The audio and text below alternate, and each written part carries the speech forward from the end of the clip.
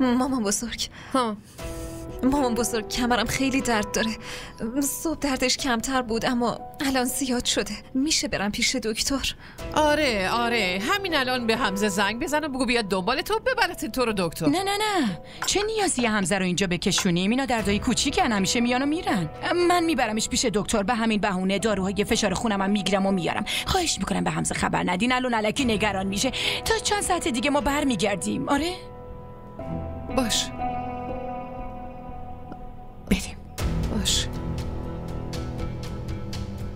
آره برو عزیزم.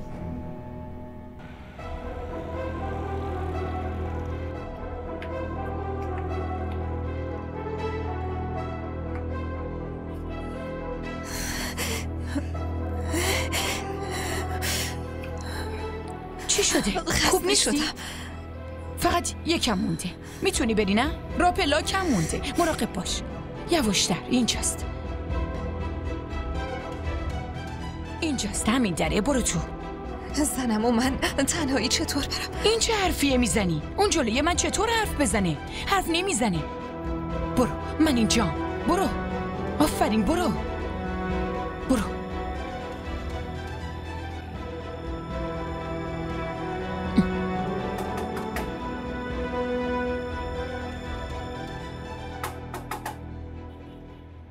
اومدم دیگه. چه خبر؟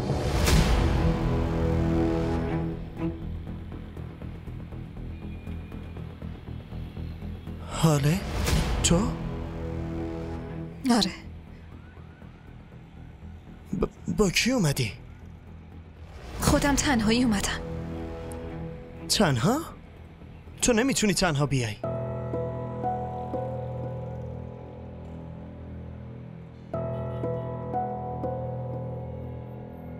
الو پسرم. حمزه پسرم، من به دیدن دوستم اومدم اینجا، اما اون خونه نیست.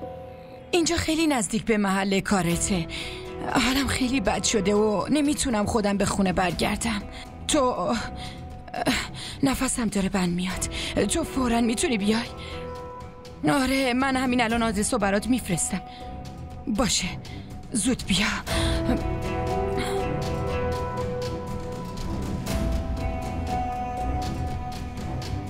چند کلمه حرف دارم بعد میرم. دیگه چه حرفی داری؟ اینجا دم در. ببخشید. بیا داخل. نه در رو باز بذار.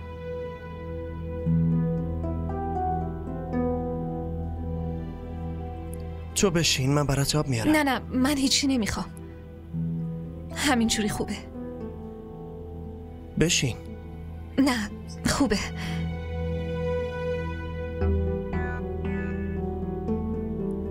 میخواستم حرف بزنم. دارم میشنوم. زودتر بگو.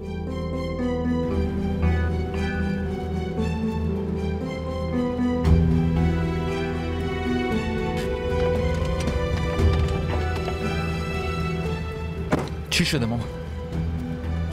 چی شده؟ بعد شما حالتون خوبه؟ دستمو بگیر.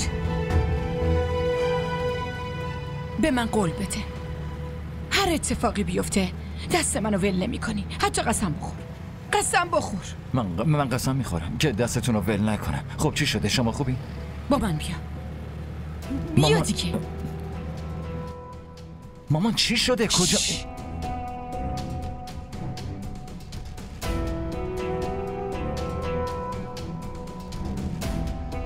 من نمیخوام این حرفا رو تکرار کنم. حاله اگه من نامزدی به اسم شفق داشتم، پس تو هم نامزدی به اسم حمزه داشتی، اما بازم ادعای عشق و عاشقی کردی.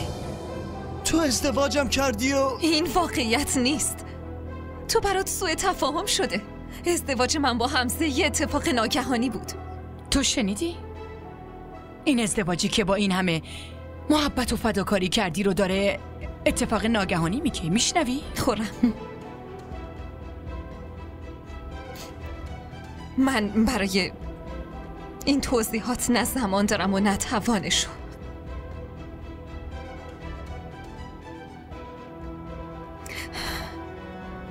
تو سمینو ول کن. از زندگی اون برو لطفاً. این نامزدی رو زودتر به هم بزن لطفاً.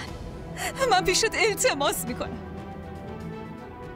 لطفاً برو. تو پسر یه مادر مهربونی.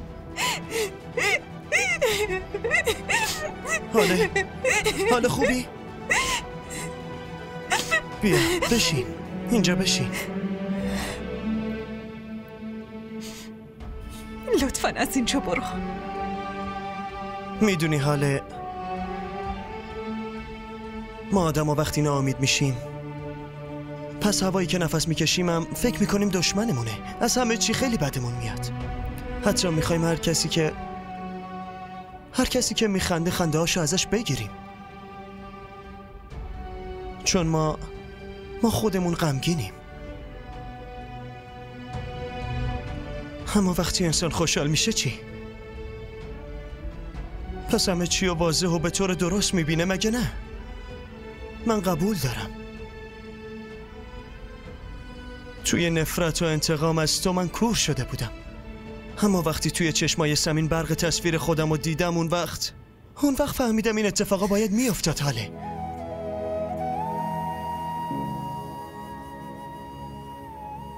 من تو رو بخشیدم. حاله حمزه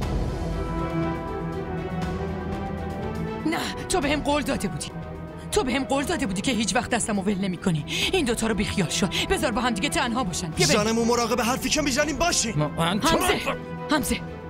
حمزه تو رو جون من بیا بریم خونه. همه چی رو دیدی. میخواستم همینو بهت نشون بدم. حمزه من خودم نیومده بودم. منو زنمو آورد اینجا، اونم به زور آوردتم. من نمیخواستم بیام. من اینجا تنها نیومدم. من که الان دلم میخواد همه محله رو اینجا جمع کنم تا تو رو اینجا سنگسار کنم. همینجا پیش این آدم بمون. بریم حمزه. بیا بریم پسرم. بیا بریم. حمزه من خودم نیومده بودم. حمزه قسم میخورم خودم نیومده بودم. حمزه من اینجا تنها نذار. حمزه من خودم نیومده بودم.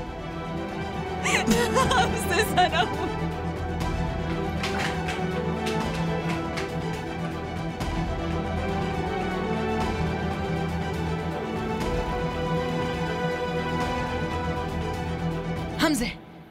حمزه وایسا عزیز دلم. مامان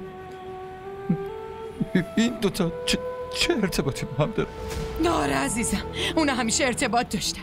همینو میخواستم بهت بگم.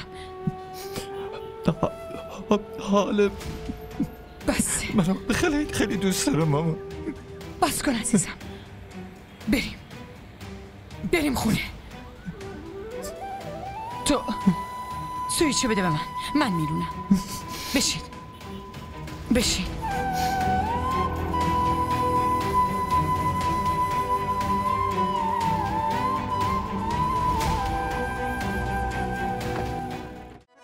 همراه ما باشید و فراموش نکنید که سابسکرایب کنید تا بهترین سریال ها را با دوبله فارسی از تلویزیون دیدی تیوی تماشا کنید.